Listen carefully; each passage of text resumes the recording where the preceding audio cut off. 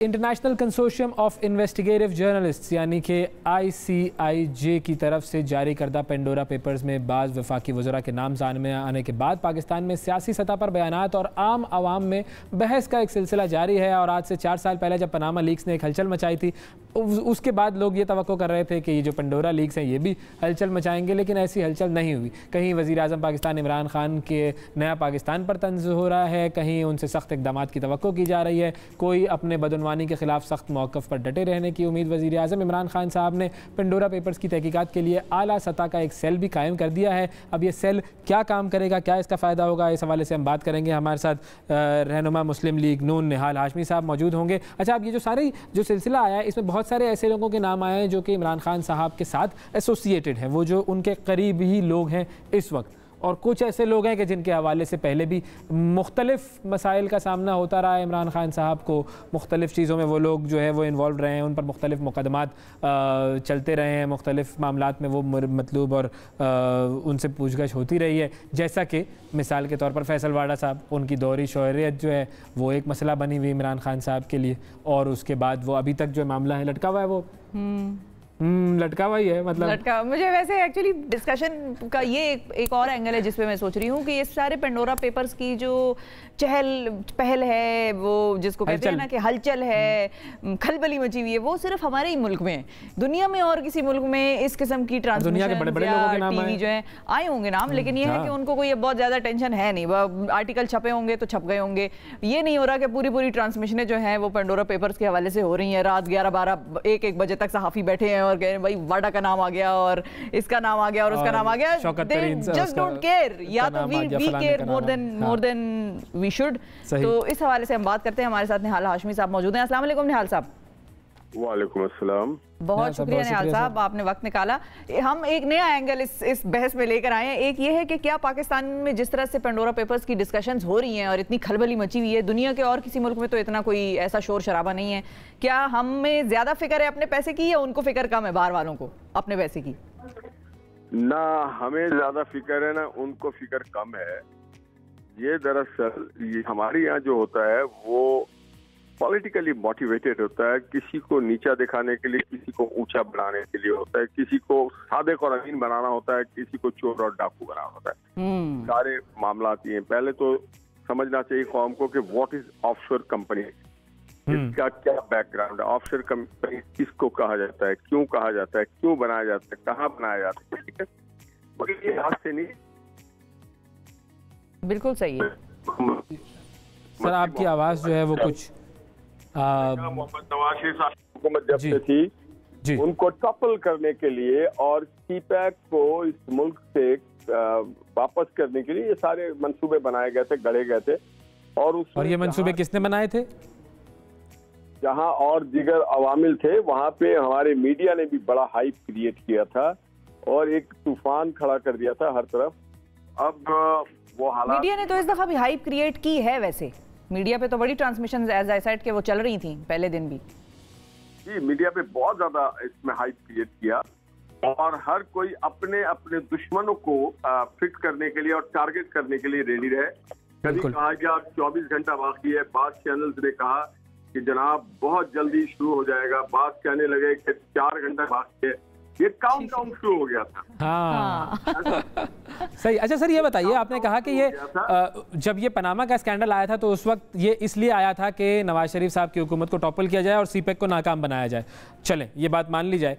अब किस वजह से आया है फिर ये स्कैंडल? अगर आप मुझे इजाजत दें तो मैं इतना सी स्पष्ट करना चाहता हूँ कि नवाज शरीफ साहब की हुकूमत का खात्मा हुआ। नुकसान जितना नवाज शरीफ साहब का हुआ, उससे कहीं ज्यादा पाकिस्तान के अवाम का हुआ। उस दौर में जो पेट्रोल, खाने पीने की चीजें, डॉलर से लेके बिजली का बिल, आज कहाँ पे देखने आप? बिल्कुल ठीक है। तो आज कितने पे? सही है। हमें तो यही, आम आदमी को तो यही नजर आता है।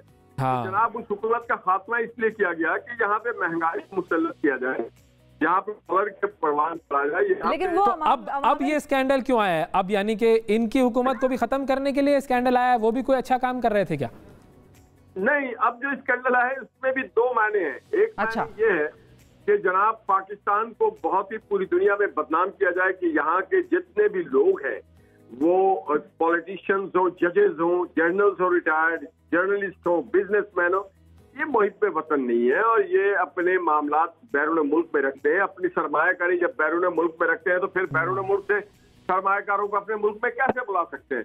जब इनकी अपनी दौलत बाहर मुल्कों में है तो ये फिर फॉरेन इन्वेस्टर्स कैसे बुला सकते हैं? तो इसके पीछे एक बड़ी लंबी फिक्र होती है, फिलॉसफी के साथ वो लोग आते हैं।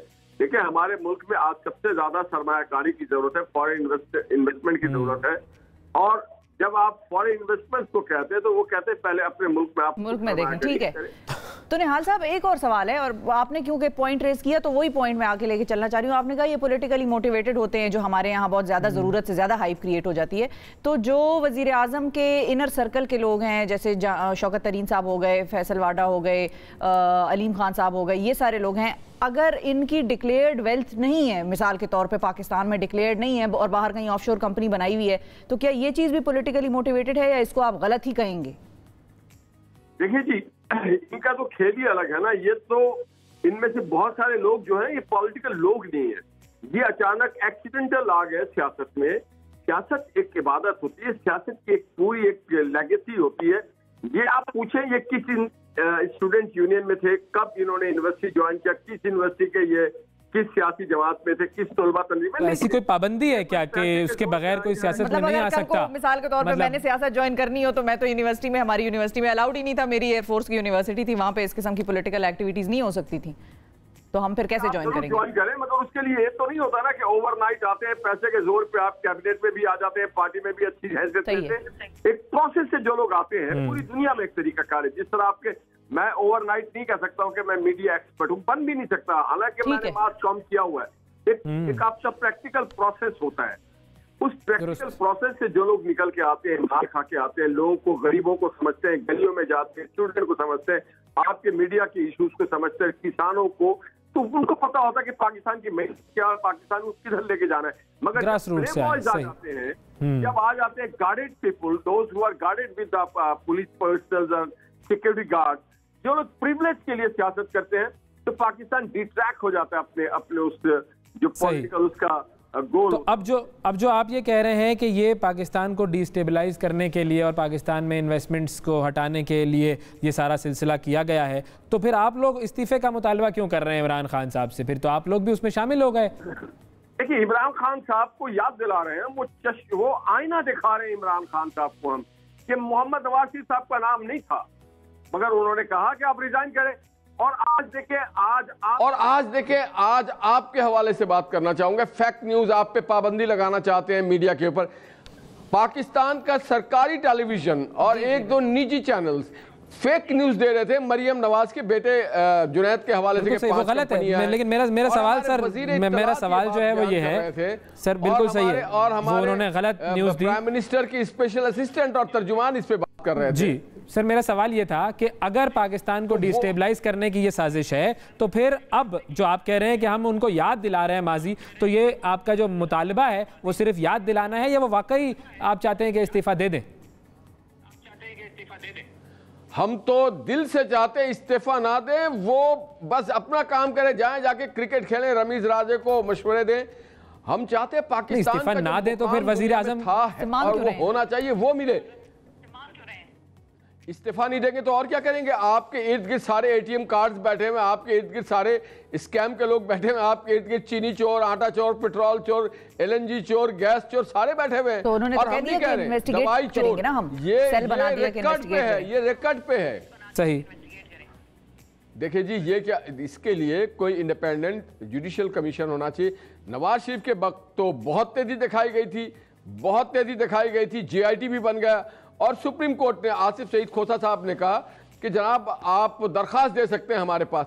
मैंने वहां तो दावत दे दे के बुलाया जा रहा था कि आइए, पकड़ा पनामा में, निकाला अकामा में।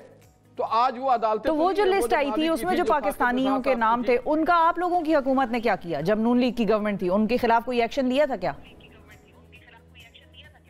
देखिए जी, जो लोग इनिशिएट कर रहे थे, जिन लोगों ने अपने हाथ में सब कुछ ले लिया था, जो व्हाट्सएप पे बना रहे थे जीआईटी, उनका काम नहीं था। और उन्होंने कहा, उनके ऑब्जर्वेशंस थे, खोसा साहब के भी ऑब्जर्वेशंस थे, और साकिब निसार साहब की भी ऑब्जर्वेशंस थे कि हम जी अब बाकियों को भी नहीं छोड़ेंगे। और मैं आज तो कहता हूं जमात इस्लामी के सिराजुल हक साहब को कि आप आगे बढ़े ना, पहले भी आप आगे बढ़ते रहें। मैं शेख रशीद साहब से भी कहना चाहता हूं कि आए ना, आगे बढ़े, बढ़ करके पिटीशन फाइल करें। वो सारे लोग जो पाकिस्तान को डिस्टेबलाइज करने में थे, उनसे मैं कहना चाहता हूं कि एक बार दूध का दूध और पानी का पानी हो जाए, वरना ये साफ जाहिर होगा कि आप किसी के ईमा पे नवाज शरीफ की हुकूमत का खात्मा चाहते थे। आप चाहते थे कि यहाँ से सीपैक ख़त्म हो जाए, आप चाहते थे यहाँ पे सरमायाकारी ना हो, आप चाहते थे यहाँ पे महंगाई हो। ये तो ऑब्वियस है, क्लियर है। तो ये तो आज जो लोग हैं उनको करना चाहिए, देखना चाहिए। जो कहते हैं कि जी मईशत अच्छी नहीं है, मईशत बुरी, तो आज कितनी अच्छी मईशत हम ये देखना चाहते हैं। बिल्कुल ठीक है जी, ये बिल्कुल सही कर रहे हैं बिकॉज ऑफ दैट। बहुत शुक्रिया अदा करेंगे। निहाल हाशमी साहब हमारे साथ मौजूद थे।